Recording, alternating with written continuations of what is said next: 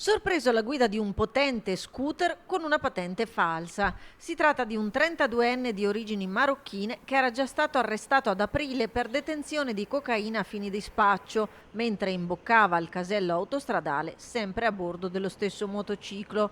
È stato fermato dai carabinieri di Tiene durante un controllo il 27 ottobre. Già da alcuni giorni era stato notato a girarsi con fare sospetto nei comuni di Caldogno e Costa Bissara. Al momento del controllo dei documenti ha esibito ai militari una patente di guida falsa, mancante del previsto requisito antifalsificazione e con anche delle sbavature di stampa. Il documento di guida è stato sottoposto a sequestro penale, il Centauro denunciato per falsità materiale commessa da privato. Il motociclo invece, intestato ad una sua connazionale che ne aveva denunciato da poco l'appropriazione indebita, è stato restituito alla proprietaria. Inoltre, grazie al suo fotosegnalamento, è emerso che l'uomo, a seguito del precedente arresto, era stato colpito dalla misura cautelare del divieto di dimora in tutta la regione Veneto.